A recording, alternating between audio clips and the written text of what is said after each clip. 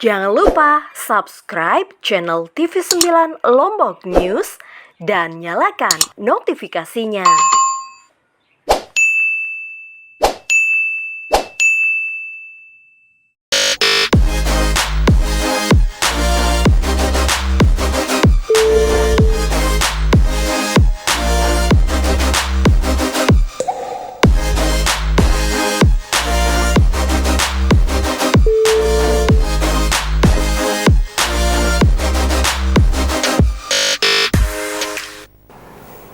Oke, kembali lagi di Speak Up Podcast TV9 pada hari ini. Tentu di suasana sore hari seperti ini kita asiknya ngobrol santai tentunya di Speak Up Podcast. Dan pada hari ini tentu kami sudah kehadiran seorang kawan ini, seorang teman. Beliau adalah seorang praktisi di bidang pajak, seorang akademisi, Mas Arfian Rizka Permana ya. Apa kabar Mas Arfian? Alhamdulillah baik ini Mas Afif. Ya, saya ucapkan selamat datang di studio podcast kita pada sore hari ini. Ya, saya senang sekali bisa hadir di sini ini. Kita bisa buka masker karena mungkin jarak kita sudah lumayan ini. Boleh. Ya, jadi sekali lagi saya ucapkan terima kasih Mas Arfian ya sudah hadir di studio podcast kita yang sudah banyak sekali narasumber-narasumber yang kita dudukkan di sini dan tentu kita akan ngobrol santai, berbincang.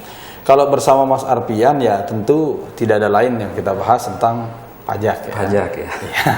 Karena sudah dari sejak perkenalan sudah diperkenalkan sebagai seorang akademisi dan praktisi pajak, maka tentu tidak mungkin kita berbicara tentang politik ya. Tidak mungkin berbicara tentang hukum, berbicara tentang pajak. Apa kabar? Saya alhamdulillah baik, alhamdulillah sehat juga walaupun pandemi kita masih diberikan kesehatan ya alhamdulillah ya. Itu yang penting patut kita syukuri di saat-saat sekarang ini karena banyak sekali kemudian keluarga atau teman-teman kita yang mungkin saat ini sedang melakukan isolasi mandiri atau isolasi di rumah sakit dan kita bersyukur kita masih bisa berada di sini untuk memberikan edukasi kepada masyarakat. Alhamdulillah. Ya.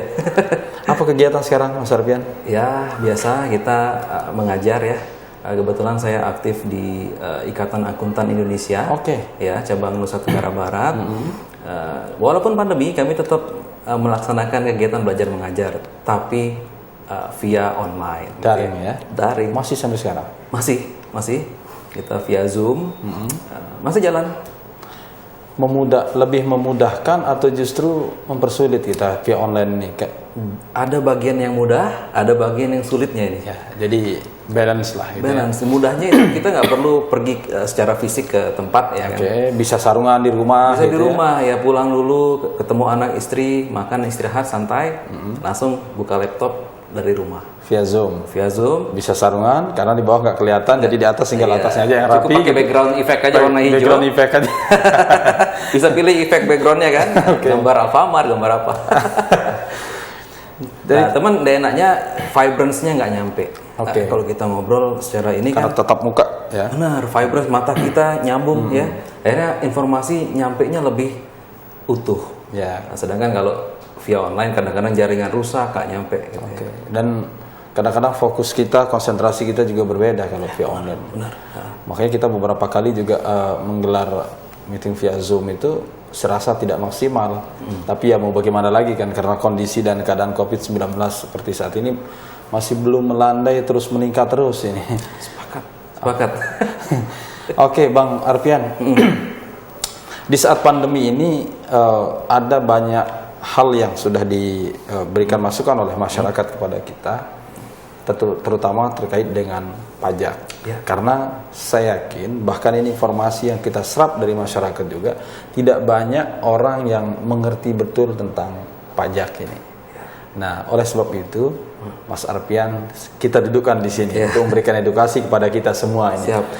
Mas Arfian, setahu saya di saat pandemi COVID-19 ini ada semacam insentif pajak yang diberikan oleh pemerintah bagi wajib pajak nih untuk ya setidak-tidaknya terutama bagi para pelaku usaha misalkan untuk kemudian bisa mendorong pertumbuhan ekonomi kita lebih meningkat lagi atau mungkin lesu loyo karena diserang pandemi COVID-19 seperti saat ini. Itu seperti apa maksudnya insentif pajak itu, Iya. sehingga nanti para pelaku usaha kita, terutama para UMKM nih yang mungkin saja tidak punya konsultan pajak dan lain sebagainya, bisa mengerti secara sederhana dan bisa memproses semua itu. Iya, jadi insentif pajak ini sebenarnya adalah bagian dari fungsi pajak ya, Mas Afif ya. Oke. Jadi fungsi pajak itu ada dua utamanya. Yang pertama nyari duit buat negara, ngisi APBN. Oke. Yang kedua membuat regulasi, mengatur kehidupan masyarakat. Iya. Baik di bidang ekonomi maupun tidak. Kalau yang tidak di bagian ekonomi, bahkan pajak bisa nurunin polusi, Mas Afif. Pajak bisa nurunin polusi. Ya, polusi udara diturunkan udara. dengan pajak. Ya, gimana maksudnya itu? Ya, kita ambil Ini kan aneh nih. Apa kaitannya antara pajak dengan polusi udara? Masih penting kalau penanaman pohon, penghijauan, reboisasi kan segala macam bisa. Iya benar. Jadi ini saya ambil contoh kasus di London. Jadi pemerintah London itu polusi udaranya tinggi, pemerintah London pengen turunkan. Nah, akhirnya mereka lakukan dengan cara meningkatkan pajak parkir. Oh, oke. Iya kan? Bayangkan satu hari 800.000 di London. Sehingga parkir mobil. Jadi setahun, sebulan 24 jutaan. Oke. Ya, akhirnya kan orang ya mendingan saya naik public transportation atau naik sepeda, gitu kan? Ya. Artinya dampak kebijakan itu yang kemudian berdampak terhadap polusi udara. Polusi itu nasional. Itu yang di luar perekonomian. Nah, di dalam perekonomian sendiri inilah insentif pajak salah satunya. Untuk yang positif. Ada juga nih fungsi pajak di bagian mengatur perekonomian secara negatif. Artinya memberikan halangan, barrier. Misalnya praktek anti dumping. Ya, kita bisa lihat ya kemarin bagaimana Presiden Donald Trump dengan slogannya American First gitu American First itu. Mereka ingin buat supaya barang-barang Cina itu nggak masuk terlalu banyak ke Amerika. Perang dagang antara Cina dan Amerika. Benar, dengan cara mainin pajak impor, ya kan? Dinaikin pajak impornya, akhirnya kan pengusaha Cina mikir-mikir nih ngirim barang ke Amerika karena kan jadi mahal nanti di pasar Amerika kan. Akhirnya dengan itu perekonomian Amerika akan dipenuhi oleh wajib pajak lokal atau pengusaha lokal. Barang dari luar tertahan. Ini yang negatif. Jadi insentif itu negatif. Yang kita bahas sekarang adalah insentif yang positif. Yang mendatangkan kenikmatan. Kalau tadi halangan ya. Ini yang mendatangkan kenikmatan. Kalau sudah mendatangkan kenikmatan itu tentu memberikan efek yang positif bagi semua begitu. Benar. Kalau kita lihat bahasa di KBBI ini Mas Afif, insentif itu adalah perangsang bahasanya. Ya, perangsang perekonomian. Mungkin bisa ke arah sana kita bawa. Jadi harapannya dengan kenikmatan pajak yang diberikan, ini akan merangsang perekonomian untuk lebih baik lagi gitu. Secara umum seperti itu. Karena kita tahu kan kalau kita lihat pertumbuhan perekonomian kita di Nusa Tenggara Barat ini juga kalau berdasarkan hasil yang dirilis oleh dan yang dilihat oleh BI itu tidak terlalu berdampak serius di pandemi ini. Bahkan kondisi pertumbuhan ekonomi kita masih cenderung baik dibandingkan daerah-daerah lain begitu. Nah, insentif pajak inikah kemudian kita lihat yang harus diberikan oleh sejauh mana kemudian dampak dari insentif pajak ini terhadap menggenjot pertumbuhan ekonomi kita yang saya harap ya ini insentif akan memberikan dampak yang besar. Mengapa? Karena kalau kita lihat dari komposisi sebuah perusahaan ya atau biaya dari sebuah perusahaan, pajak itu bisa mengambil seperempatnya, Mas Afif.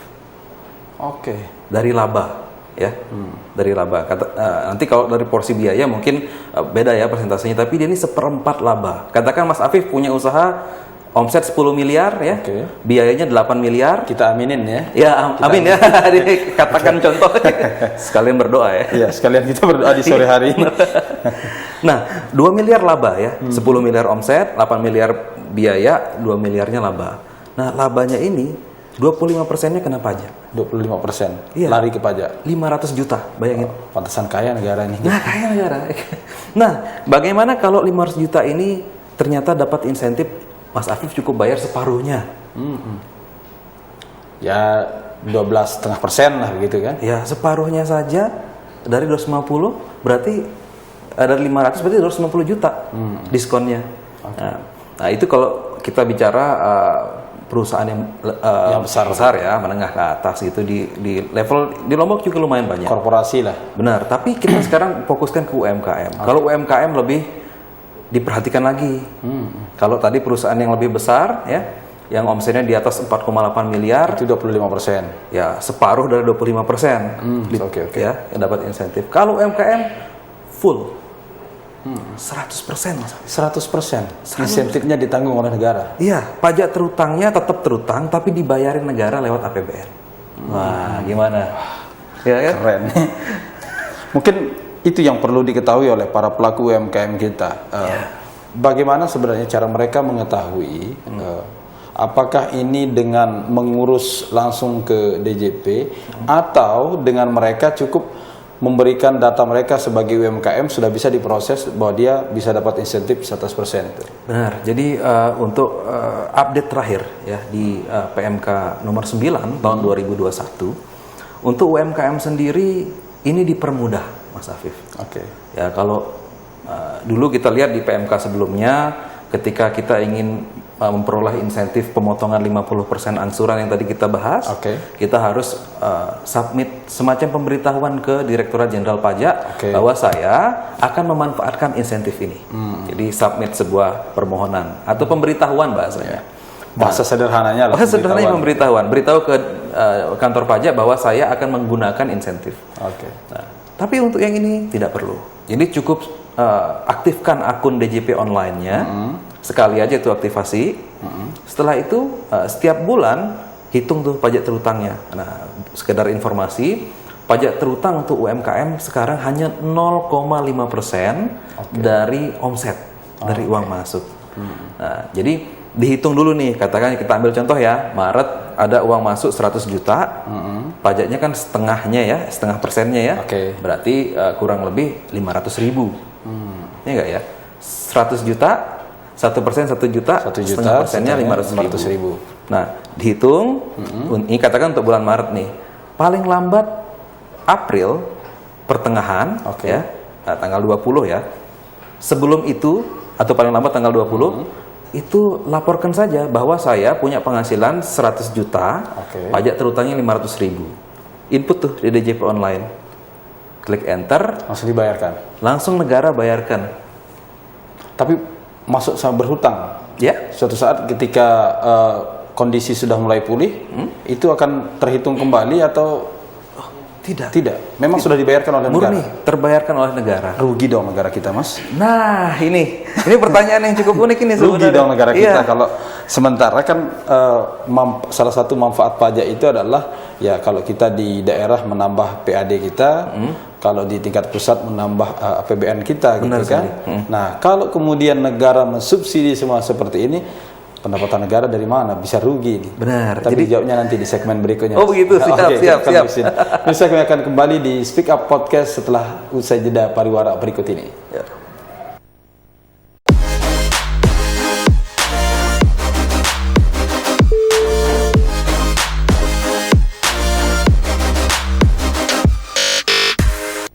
Oke, masih di Speak Up Podcast di sore hari ini.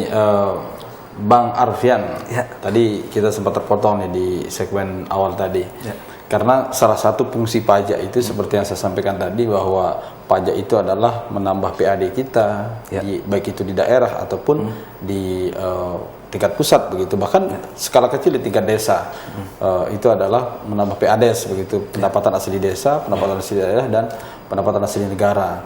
Nah, kalau kemudian disubsidi 100% seperti yang disampaikan tadi untuk para pelaku UMKM ini, negara kita dong rugi.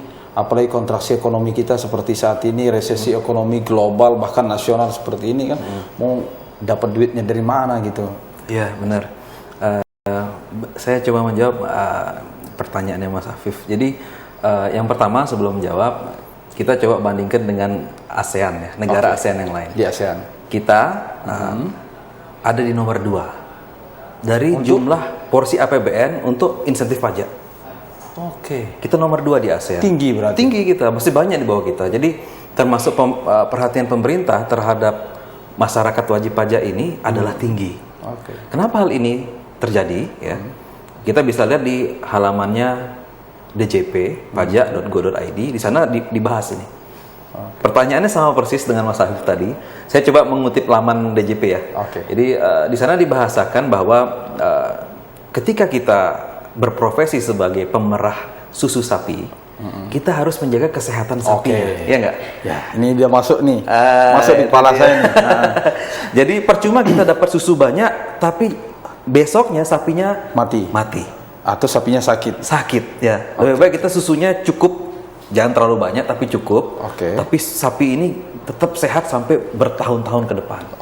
Nah, jadi analoginya seperti itu ya. Analoginya seperti itu. Jadi mudahan dengan ini perusahaan-perusahaan tetap bisa jalan, nggak gulung tikar, semakin sehat, semakin bagus, ya, omsetnya semakin tinggi. Maka mungkin tahun depan setelah ini pandemi beres semua, pajaknya juga akan semakin bagus. Itu mungkin harapan. Kan kalau kita lihat ini berubah-ubah terus aturan, terutama kita di saat pandemi ini, Mas Arfian. Apakah kemudian memang pemerintah selalu memberikan insentif pajak itu di saat pandemi atau dalam keadaan tidak normal seperti saat ini, atau di hari-hari biasanya atau di saat tidak pandemi juga memang ada insentif pajak? Karena kalau kita lihat kan ini berubah-berubah terus nih. PMK dari nomor 23 2020 kemudian berubah jadi 44 2020. Ini kan masyarakat ya mau tidak mau harus melototin terus nih aturan-aturan pajak ini begitu. Ini saat pandemi saja atau gimana, Mas? Ya, jadi kalau kita bicara insentif pajak, sebenarnya insentif pajak ini utamanya digunakan untuk menggait investor di luar pandemi. Makanya mereka di negara ASEAN misalnya perang insentif bahasanya. Ya, di Asia kita. Kemarin terakhir nih kita lihat kasus Tesla. Mungkin Mas Afif ya. Sudah sempat datang ke sini kayaknya. Tentunya ke India. Tahunya ke India. Jawabannya kenapa? Kemarin saya sempat baca beberapa artikel. Salah satunya saya kutip adalah dari peneliti Indef. Jadi Indef itu salah satu institut yang khusus bahas ekonomi dan finance gitu ya. Mereka membahas kenapa Tesla lari ke India.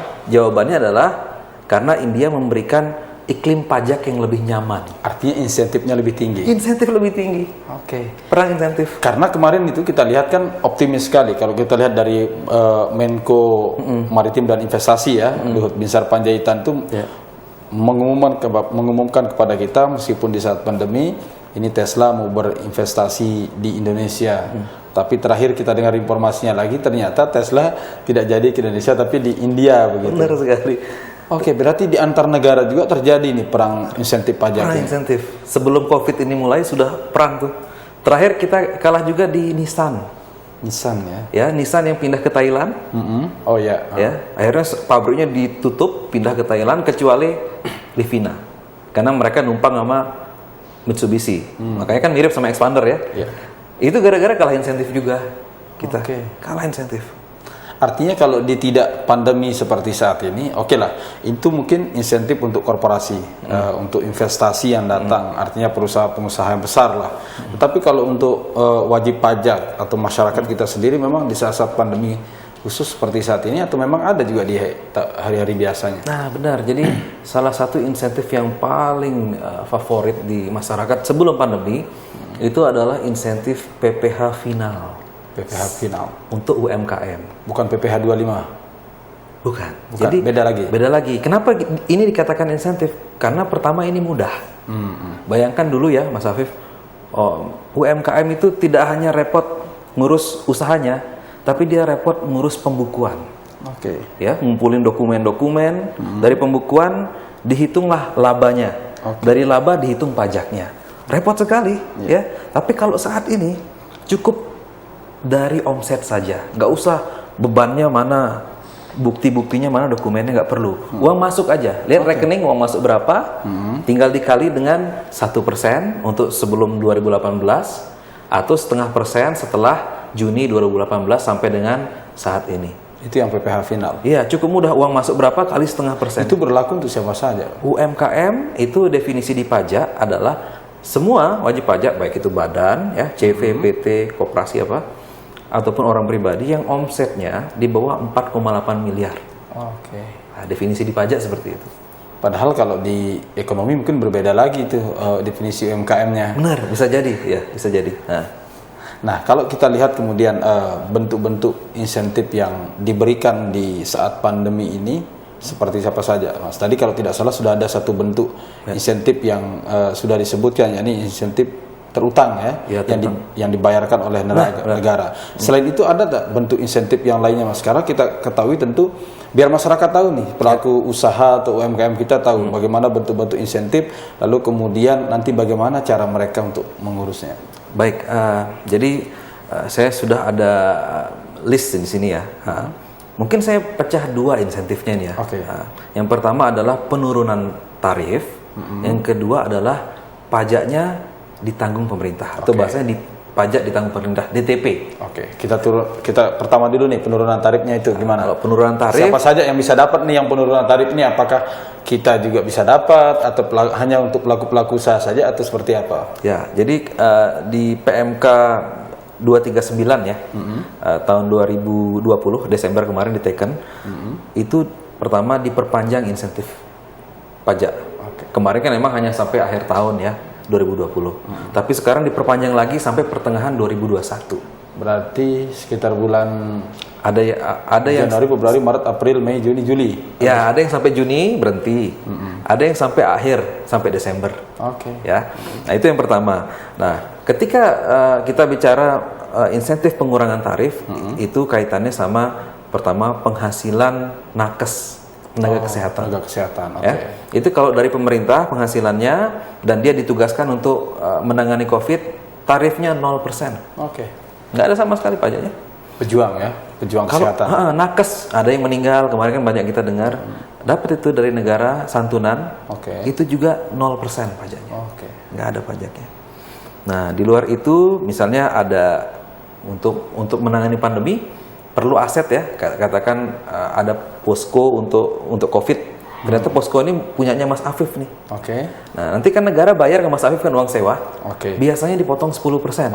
Tapi insentif pajak mengatakan cukup bayar 0%, tidak bayar. Iya, kayak kita tahu kan sekarang banyak rumah isolasi misalkan nih, satu rumah orang yang kemudian disewa oleh pemerintah sebagai rumah isolasi, mungkin karena katakanlah rumah sakit sudah penuh dengan COVID-19 ini. Begitu ada transaksi sewa rumah itu berarti tidak perlu ada dikenakan pajak semua. Ya, dikenakan pajak 0%. Ya, itu penurunan tarif. Dan yang paling umum sekarang kita bahas adalah penurunan tarif PPh Badan. PPh Badan ini memang bukan UMKM ya. Kalau ada badan PT, CV atau sebagainya di atas 4,8 omsetnya, tarifnya awalnya adalah 25%, sekarang turun jadi 22%. Dari 40? Dari 25 ke 22. Ke 22. Ya, tapi turun 3%. Turun 3%. Tapi tahun 2022 turun lagi jadi 20%. Kenapa itu? Kok bisa dari tahun 2021, 22, 23 turun terus? Karena tentu kita tahu kan, ya mungkin karena prediksi ya, karena pandemi itu kan paling cepat diprediksi itu kalau ilmiahnya dan hasil analisis itu paling cepat 5 tahun. Paling lambat itu 10 tahun baru pandemi itu usai. Mungkin itu yang menyebabkan kebijakan ini bisa diterobos sampai 2001 bahkan hingga 2023 gitu. Bisa jadi. Jadi karena kebijakan ini semua adalah bagian dari PEN. Pak Jokowi menyatakan ada program pembangkitan ekonomi nasional gitu ya. Jadi ini adalah bagian dari itu. Harapannya mungkin ya ekonomi itu pulih bahkan sampai 2022 kita bantu dari sisi pajak. Harapannya begitu sebetulnya. Tapi kalau dilihat sebenarnya Mas, terutama kita yang ada di NTB nih, kalau kita lihat pertumbuhan ekonomi kita dengan insentif pajak yang telah diberikan nih, sejauh mana kemudian korelasinya? Ya, jadi saya terus terang belum melakukan penelitian lebih dalam. Mungkin secara gambaran umum lah sebagai seorang praktisi pajak atau akademisi begitu. Jadi secara umum tentu ini akan sangat membantu. Kenapa sangat membantu? Saya sudah sampaikan. Bayangkan seluruh pajak terutang ya untuk UMKM itu tidak perlu dibayar oleh UMKM-nya. Tapi negara akan handle pajaknya, akan dibayarkan melalui subsidi lah. APBN, benar, subsidi. Pajaknya tetap terutang, tapi negara yang bayarin. Jadi kalau bahasa kita kan utang-utangan ini. Namanya utang, tapi kita tidak berhutang, begitu kan? Ya, itu dia. Akhirnya ini apa? Ini akan membuat pengusaha fokus untuk berbisnis saja. Tidak usah mikir pajak lagi karena sudah dihandle sama APBN. Nah, harapannya secara garis besar ini akan mendorong pertumbuhan UMKM di wilayah kita di NTB, gitu ya. Begitu juga pendukung UMKM, karena kan UMKM ini biasanya ada pendukungnya, suppliernya yang lebih besar, ya nggak? Kalau Mas Afif tokonya kecil, pasti ngambil dari toko yang lebih besar, ya. Nah, toko yang lebih besar disupport oleh pengurangan PPh pasal 25, yang biasanya angsuran bulanan, ya. Katakan biasanya ngangsur 100 juta, cukup ngangsur 50 juta aja. 50% dikurangi. 50%-nya. Ya, jadi bayangkan kalau Mas Afif punya distributor perusahaan, cukup bayar separuh dari angsuran bulanan. Nah, sedangkan di bawah distributor kan ada tuh toko ecerannya. Toko ecerannya 100% ditanggung. Ya. Semakin kecil semakin ditanggung lebih banyak gitu ya. Semakin diperhatikan. Terus bagaimana cara mendapatkannya itu, Mas? Untuk yang tadi pengurangan tarif itu? Baik, untuk pengurangan tarif yang 50% tadi ya, itu yang pertama harus lakukan pemberitahuan dulu. Hampir sama caranya. Ya, intinya semua tarif ini menggunakan DJP online. Jadi yang pertama, langkah pertama aktivasi dulu. Aktifkan dulu akun DJP online-nya, pergi ke kantor pajak.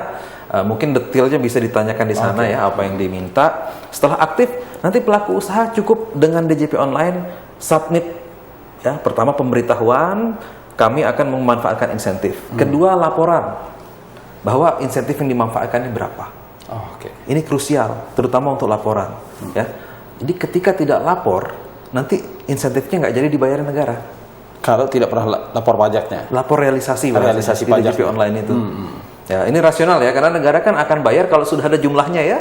Kalau nggak ada jumlahnya, mau dibayarkan apa begitu kan? Nah, benar. Makanya harus disampaikan jumlahnya sebelum tanggal 20 bulan berikutnya. Ya, katakan Mas Afif nih punya pajak terutang bulan Maret 1 juta misalnya ya. Itu harus dilaporkan di DJP online sebelum tanggal 20 April bulan berikutnya. Ternyata tidak dilaporkan. Tapi kalau lewat, apa yang terjadi? Bayar sendiri. Berarti kalau lewat dari tenggat waktu yang sudah ditentukan itu, pajak terhutang itu tidak dibayarkan oleh negara, tapi bayar sendiri. Kita lanjutkan. Kita akan bahas nanti yang kedua, bentuk pajak yang kedua yang disampaikan tadi. Bisa kami akan kembali sejeda pariwara berikut ini, tetaplah bersama kami di Speak Up Podcast.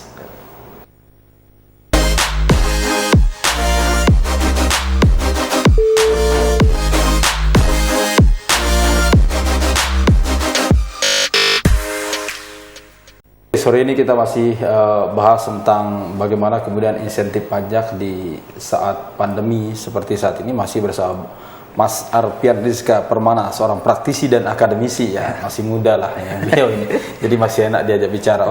Tadi kita bicara tentang kalau Mas Arpian kan bagi bentuk pajak itu jadi dua tadi. Kalau tadi pajak pengurangan tarif dan satunya apa lagi? Ditanggung pemerintah. Ya. Nah, jadi kita sekarang bahas ditanggung pemerintah ya.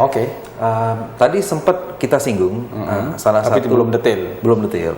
Salah satu yang ditanggung pemerintah adalah wajib pajak atas PPh UMKM. Di mana terutangnya 0,5% dari omset dan itu ditanggung oleh pemerintah full. 100%. Itu jenis pertama. Ada beberapa poin yang ingin saya sampaikan. Yang pertama adalah jangan lupa untuk lapor realisasi. Karena itu yang paling penting. Kalau lewat waktunya, maka tidak jadi dibayarkan. Harus bayar sendiri. Dan itu akan kena sanksi nanti kalau tidak dibayarkan terus. Benar. Ketika terlambat, bayar sendiri tapi terlambat ya. Itu akan kena sanksi kurang lebih sekitar 0,9 sekian %. Kalau tidak dibayar juga per bulan. Tambah sanksinya. 1 bulan 0,9, 2 bulan 1,8. Bertambah terus seiring dengan bulan, maksimal 24 bulan. Setelah itu nggak nambah lagi. Langsung ke hukum. Kalau itu kemungkinannya nanti pembahasannya banyak kemungkinannya banyak. Kemudian yang jenis kedua, untuk pegawai ya, pegawainya UMKM kah atau non UMKM tidak masalah, semua kena insentif. Bentuknya apa? Karyawan swasta seperti itu ya. Benar. Bentuknya apa? Pajak yang terutang atas karyawan itu dibayarkan oleh pemerintah juga. Jadi full. Kalau Mas Afif contoh ya, ada gaji 10 juta misalnya, dipotong pajak katakan ya 300.000. Biasanya kan terima 9,7 ya. Sekarang harus full. Sekarang full 10 juta. Yang penting apa? Yang penting pemberi kerjanya wajib melaporkan 300.000 itu. Oke. Kalau tidak dilaporkan ya tetap dipotong. Kan sudah terlanjur dibayarkan full ya? Iya. Nanti yang ditagih pemberi kerjanya. Oke.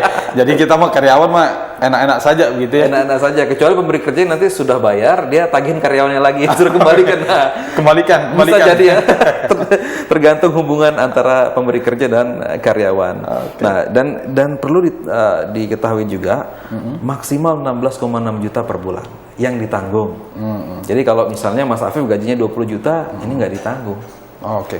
Berarti yang maksimalnya 16 juta, yang punya gaji dengan 16 juta begitu. Ya. Kalau di atas itu tidak ditanggung oleh Tidak pemerintah. ditanggung pemerintah, full pajaknya dipotong full. Oke. Nah, ya, itu harapannya bisa mendongkrak daya beli ya. Oke.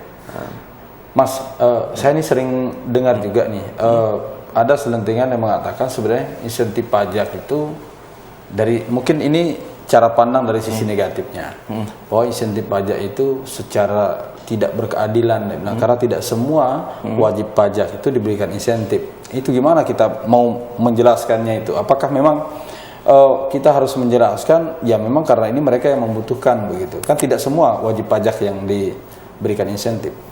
Benar, memang dalam kalau kita bicara dengan konsep keadilan nih, pemerataan begitu. Ya.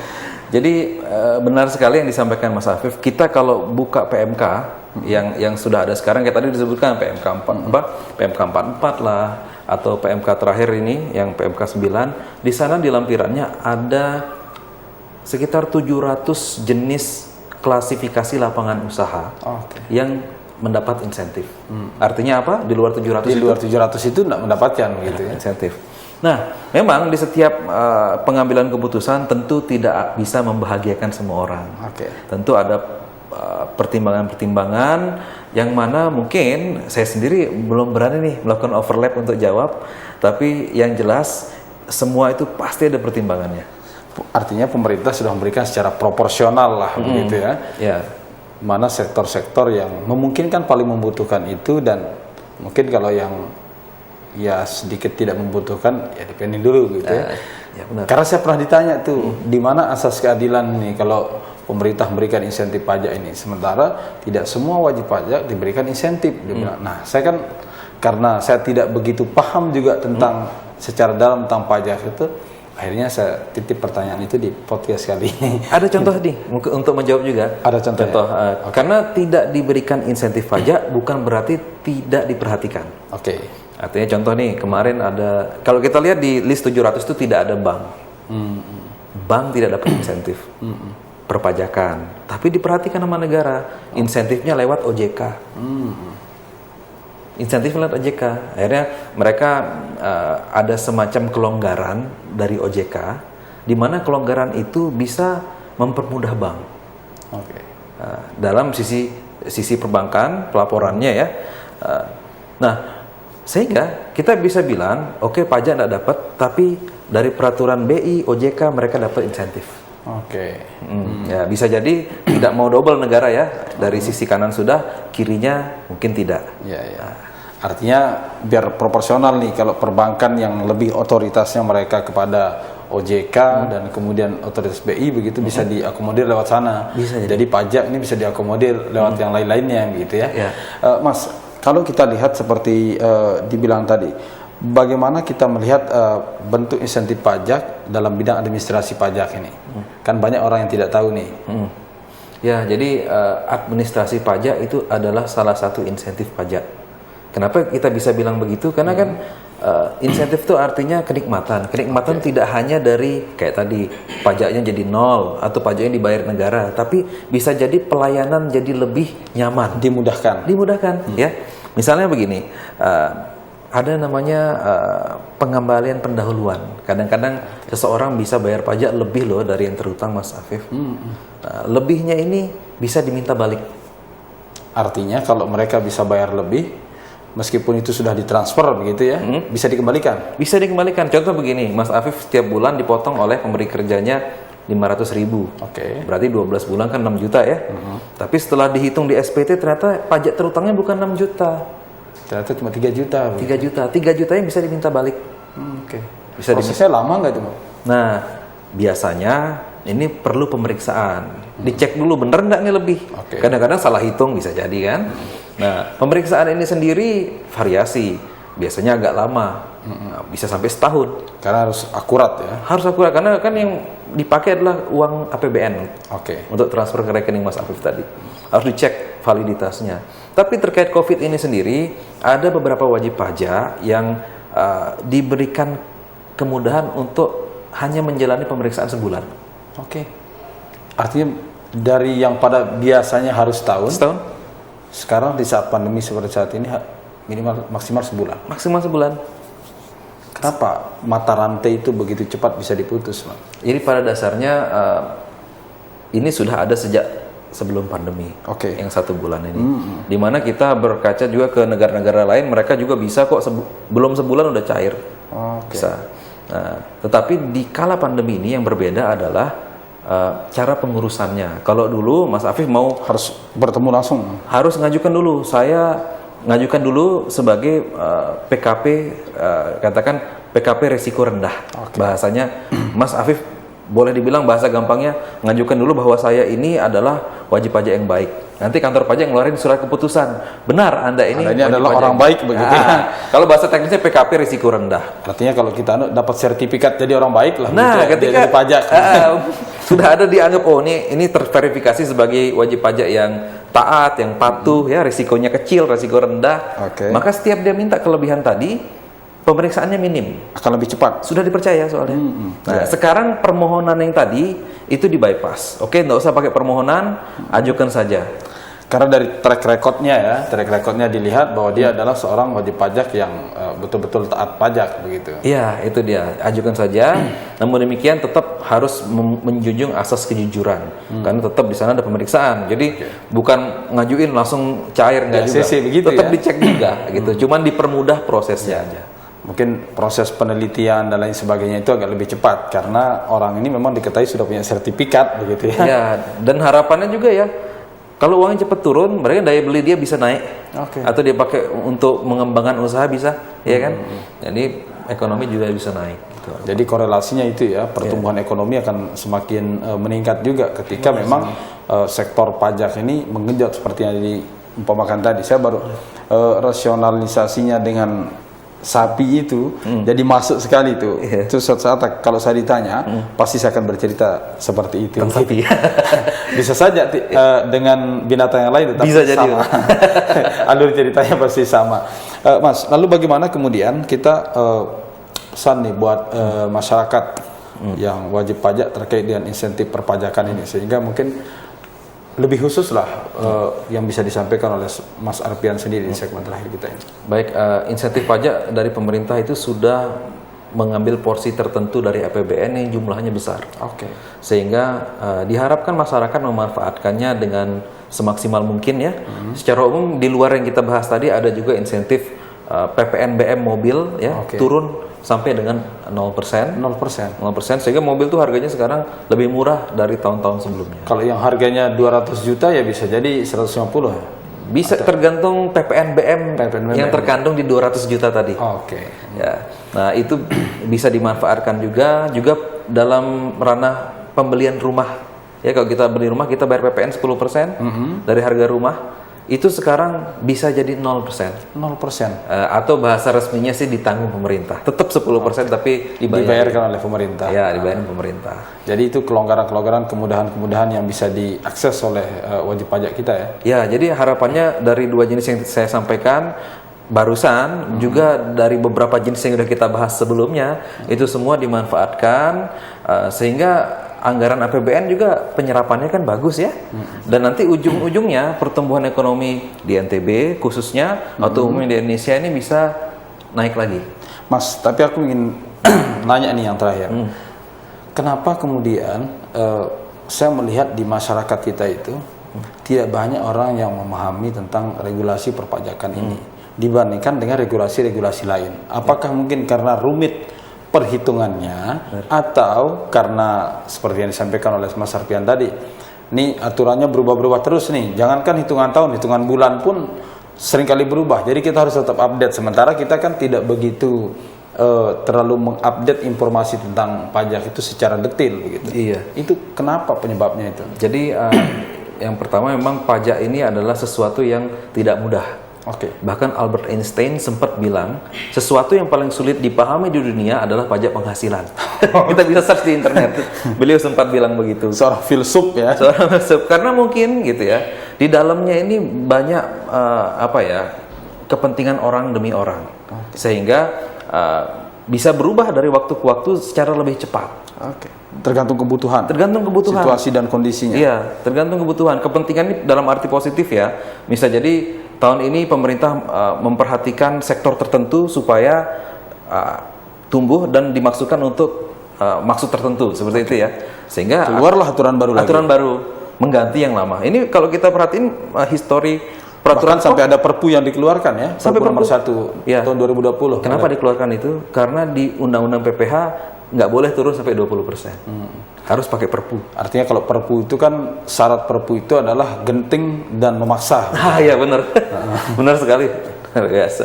Jadi itu dia yang pertama, karena selalu berubah seperti yang katakan Mas Afif. Yang kedua adalah kita kurang jumlah konsultan pajak. Konsultan pajak kita kurang. Ya. Di NTB. Di NTB kita bisa lihat IKPI, Ikatan Konsultan Pajak Indonesia di NTB itu hanya berisikan belasan orang konsultan resmi. Konsultan resmi. Menghandle satu provinsi hanya belasan orang. Belasan orang. Idealnya berapa kita harus punya? Kalau kita lihat di Amerika misalnya ya, petugas pajaknya 40.000, konsultan pajaknya senasional tuh 40.000. Balance. Sekarang Sementara DJP mirip petugas pajaknya 40.000. Jadi harusnya ada 40.000 konsultan senasional. Kalau dibagi dengan jumlah provinsi kita berapa itu? Kira-kira ratusan lah per provinsi. Dan sementara kita hanya belasan. Apa yang membuat itu, Mas? Kalau dilihat, apakah daya tarik orang untuk menggeluti dunia perpajakan ini masih rendah, ataukah memang seperti yang disampaikan tadi, untuk sekolah perpajakan ini yang masih langka gitu? Salah satunya untuk menjadi konsultan resmi kita harus ikut ujian sertifikasi konsultan pajak ya, USKP, yang mana itu tidak ada di sini. Adanya di Surabaya, paling dekat. Berarti harus ke Surabaya. Terbang dulu. Jadi modalnya lumayan juga tuh. Belum modal terbang, belum modal di sana. Belum di sana, belum tentu lulus lagi. Ya kan, pulang-pulang nggak lulus, terbang lagi besok. Oke. Ujian. Jadi itu yang bikin ribet sebenarnya. Kadang-kadang seperti itu, untuk menjadi resmi harus lulus itu soalnya. Nah, kita usulin nih biar di NTB harus ada seperti itu. Setuju. Ini harus pemerintah daerah turun tangan juga kan? Mudahan. Biar sudah harus mulai memperhatikan ini. Mungkin dengan tayangan kita pada hari ini, pemerintah daerah lebih aware begitu terhadap mungkin konsultan pajak ini. Karena seperti yang saya sampaikan tadi, masyarakat kita banyak sekali yang sama sekali mungkin pemahaman nol tentang pajak ini. Terima kasih Mas Arfian Rizka Permana, seorang praktisi dan akademisi pajak, atas waktunya ngobrol di sore hari di Speak Up Podcast kita ini. Tentu sangat asik bisa ngobrol dengan Mas Arfian terkait dengan bagaimana insentif pajak di saat pandemi, bahkan di sebelum pandemi. Sampai ketemu mungkin di lain waktu, kita akan diskusi lebih banyak lagi. Mirsa, itulah perbincangan kami bersama Mas Arfian Rizka Permana kaitan dengan insentif pajak di saat pandemi. Tentu kita berharap semua wajib pajak dan apa yang disampaikan oleh Mas Arfian tadi menjadi satu buku kecil buat kita, sehingga kita bisa mengerti tentang bagaimana kemudian kebijakan-kebijakan pajak yang dikeluarkan oleh pemerintah, baik daerah ataupun pusat. Sampai ketemu di Speak Up Podcast minggu depan. Assalamualaikum warahmatullahi wabarakatuh. Waalaikumsalam warahmatullahi wabarakatuh.